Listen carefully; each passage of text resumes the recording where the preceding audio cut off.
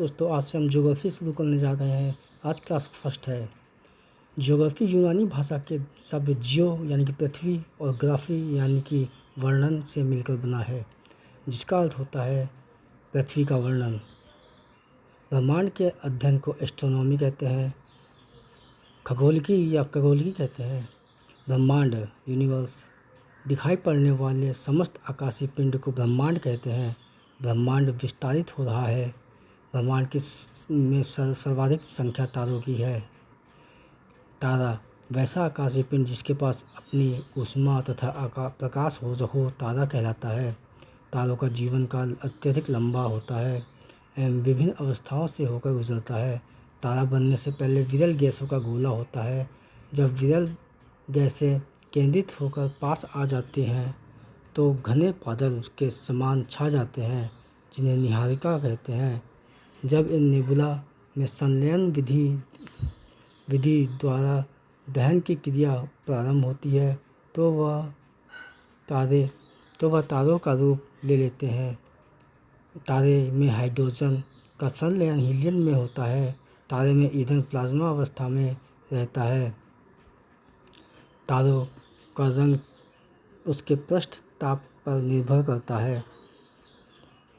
नीला व सफ़ेद रंग का तारा होगा तो वह युवावस्था में होगा, उसका तापमान उच्च होगा। नारंगी रंग का होगा तो वह प्रौढ़ अवस्था में होगा और मध्य तापमान होगा। लाल रंग का तापमान उसकी अवस्था वृद्ध अवस्था को दिखाता है और निम्न ताप का होगा, जैसे 6000 डिग्री सेल्सियस। तारों का भविष्य उसके प्रारंभिक जीवन पर निर्भर करता है। लाल दानव, रेड जायंट कहते हैं इंग्लिश में।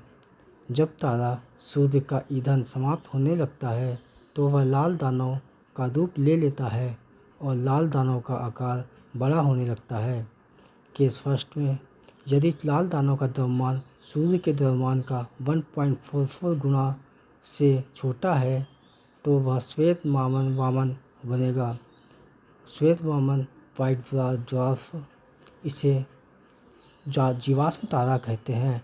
छोटा तारा अंतिम रूप से श्वेत वामन अवस्था में ही चमकता है।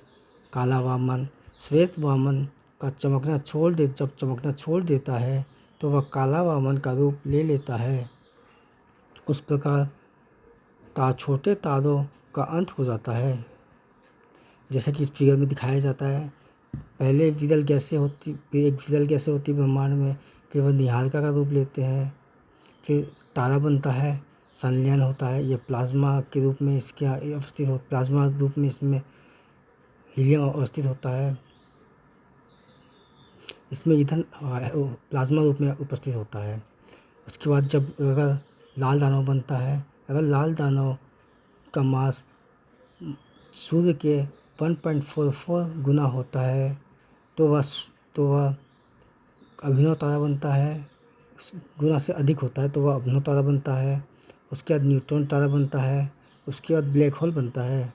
लेकिन यदि 1.4 सन के द्रव्यमान से सन के द्रव्यमान से छोटा होता है तो वह श्वेत वामन, फिर उसके बाद काला वामन बनता है।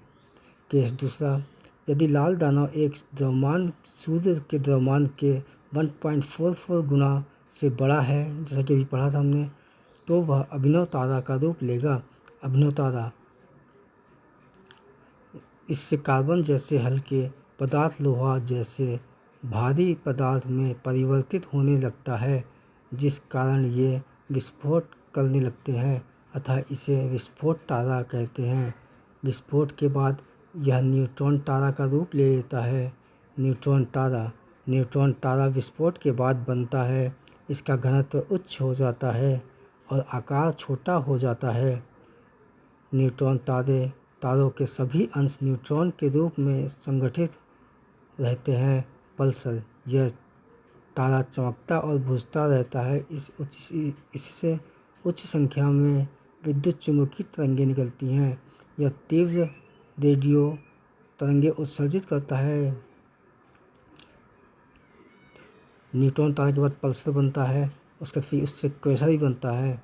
क्वेसर, ये तारों की लगभग अंतिम अवस्था होती है। क्वेसर की चुंबकीय क्षमता अति उच्च होती है। ब्लैक होल, इसके बाद ब्लैक होल बनता है कृष्ण वीवर। इसका घनत्व अति उच्च होता है, यह प्रकाश को भी गुजरने नहीं देता है। इसकी खोज चंद्रशेखर ने की थी। जो तारा सूर्य के द्रव्यमान के 3 गुना से बड़े होते हैं वही तारा ब्लैक होल बनता है। ब्लैक होल की चुंबकीय क्षमता भी अधिक होती है। ये श्वेत वामन और काला वामन को भी अपनी ओर खींच लेते हैं, अतः तारों का अंत ब्लैक होल के रूप में हो जाता है।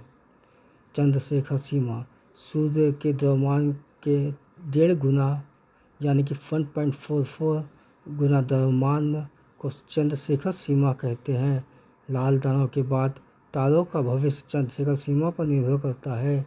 इस चंद्रशेखर को संयुक्त रूप से नाभिकीय खगोल भौतिकी में W.A. फाउलर के साथ 1983 ईस्वी में नोबेल पुरस्कार दिया गया।